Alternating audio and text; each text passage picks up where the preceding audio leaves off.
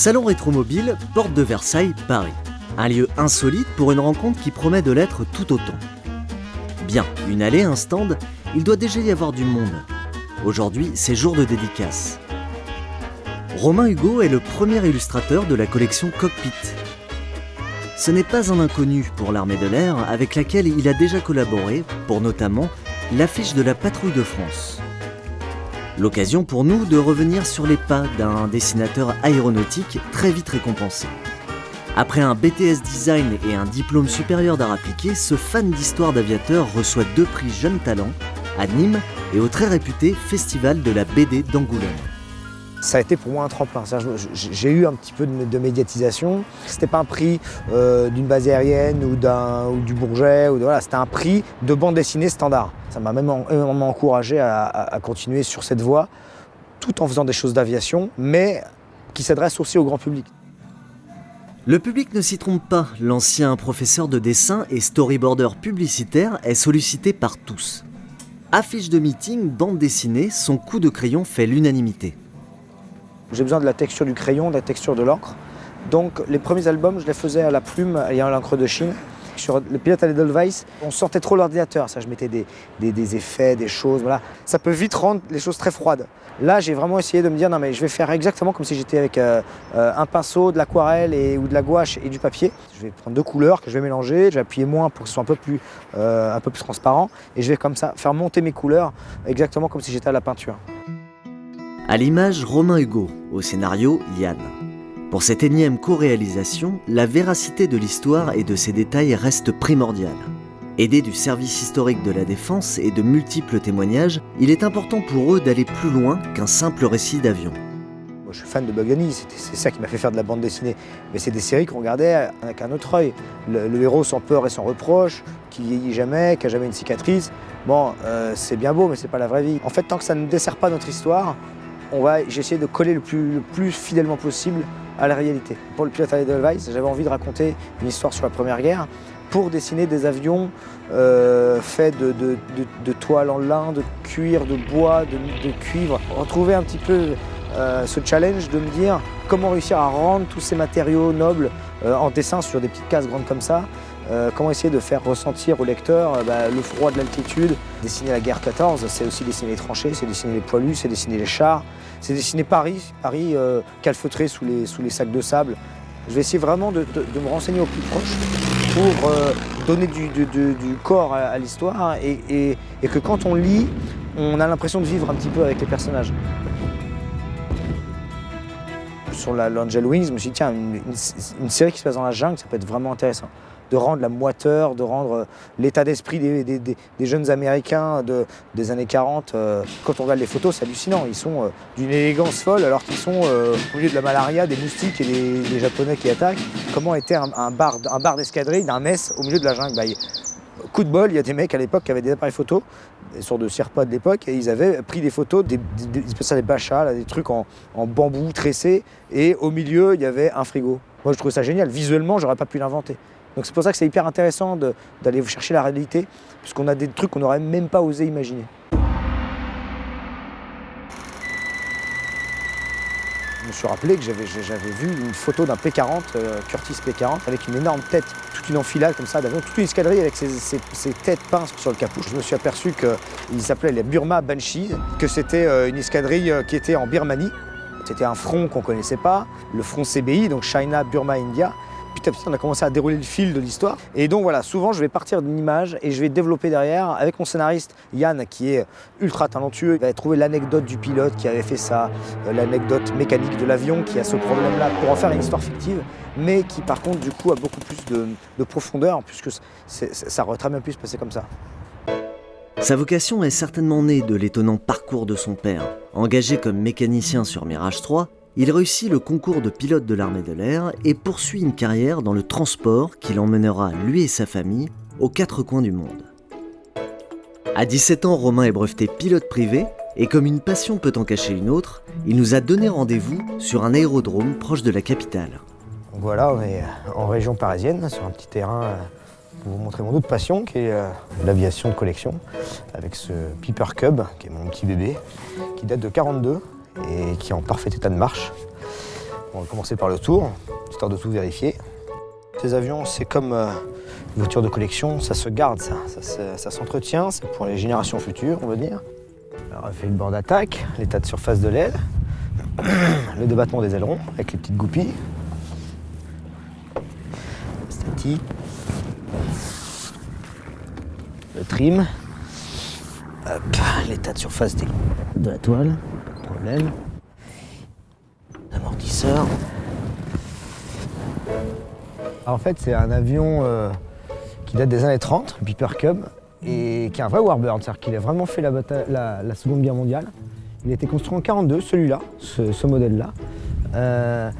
Et il est venu en Europe en 1944 pour participer à la reconquête de l'Europe. Et c'est un avion qui est mythique parce qu'il a formé des générations et des générations de pilotes. Et c'est un avion, on peut dire qu'on a enlevé tout ce qui était superflu. Il n'y a pas de volet, il n'y a pas d'assistance, c'est du câble, il n'y a pas de démarreur. C'est vraiment une aviation pure, une aviation où on va à l'essentiel. Un petit tour de piste avec un avion comme ça et on a déjà la banane pour 3 jours.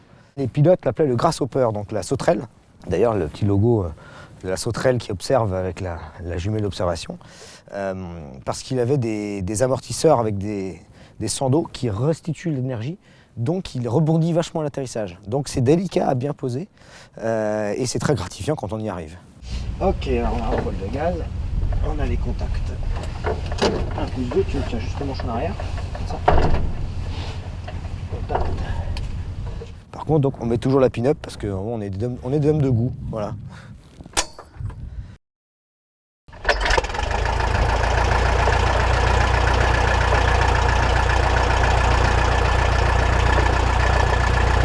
L'armée de l'air, c'est vraiment ma deuxième famille. J'ai des souvenirs quand je passais mes après-midi dans le hangar avec les broussards en maintenance. Pour moi, c'était génial. J'ai vu mon père avec toutes les traditions de remise de médailles, de montée en grade, etc., avec des fêtes génialissimes, voilà, où on voyait que les gars étaient tous soudés, tous heureux, et voilà, comme des compagnons d'armes. Voilà, il y avait quelque chose de différent. Et je pense que voilà, c'est aussi tout cet état d'esprit un peu chevaleresque, un peu de franche camaraderie qui m'inspire aussi pour les bandes dessinées. J'essaie de retrouver un peu ces ambiances de base aérienne qui ont bercé mon enfance en fait. Au manche de son Piper Cub, Romain laisse aller son imagination. Son Warbird est même l'outil essentiel à la création de ses planches.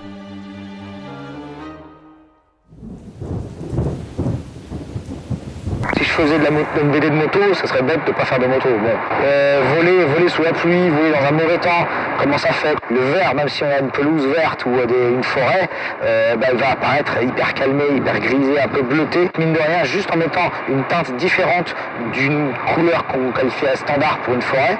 On est sur une case qui fait 5 cm par 10, mais on a l'impression d'être à 6000 pieds. Bon, c'est d'essayer de rendre des petites choses que parfois je note en vol. Et au-delà de ça, il y a aussi les sensations. Même dans Piper Cub, qu'on fait juste un tour de piste ou qu'on fait un virage à 60, on va les sentir légers, on va sentir l'accélération, on va sentir les choses. Quand on dessine un combat aérien où les deux pilotes se valochent en virage serré, c'est pas juste le pilote, il regarde en haut en train de dire ah mon ennemi est là, vite, je mets mon radar truc, machin, il me gère mon missile truc. Non, c'est comme quand on est en virage en avion, on est écrasé dans le ciel, on a du mal à relever la tête, on peine juste pour regarder l'ennemi, c'est essayer de rendre tout ce genre de choses, pas forcément visuelles, mais aussi de comportement. Le Piper Cub, c'est un avion fondateur, c'est un avion mythique de l'histoire de l'aviation. C'était un peu l'avion qui faisait toutes les missions de l'hélicoptère actuellement. Il sauvait un pilote tombé au-dessus de l'ennemi. Certains pilotes, notamment Mad Charlie, Charlie le Fou, donc seulement il faisait du réglage d'artillerie pour essayer de débusquer les ennemis, mais en plus lui il tapait. Il a mis des bazookas et il attaquait les Panzers. Je crois qu'il en a eu 6. 6 Panzers avec un Piper Cub fait de bois de toile avec un réservoir d'essence sur les genoux. Quand il n'y avait plus de munitions, il est entre les cuisses, il avait une caisse de grenades. Il passait, il avait juste des grenades par-dessus la porte. Voilà, donc ça, quand on lit ce genre de récit, on se dit, mais là, c'est du bonheur en barre, c'est de l'or en tube pour une bande dessinée. Ils ont tout fait, il n'y a rien à inventer, c'est génial. Avec toutes ces anecdotes, on comprend mieux son goût prononcé pour les hélices. En 2012, pourtant, il fait une exception en répondant à une commande spéciale du groupe Dassault Aviation. Vachement de plaisir à faire une vue d'un Mirage 4 qui décolle avec les jatons au petit matin, là, les premiers rayons de lumière, et puis les jatons qui crachent sur la piste, qui éclairent tout. Après, pour une bande dessinée, la guerre moderne, bon, elle est quand même sur d'autres dimensions.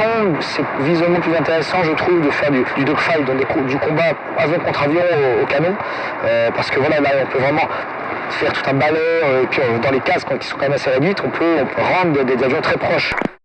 Déjà intarissable sur les sujets de la BD et de l'aéronautique, il y a une troisième passion qu'il évoque sans tabou. Les femmes des Fortis sont bel et bien le lien entre ces deux mondes.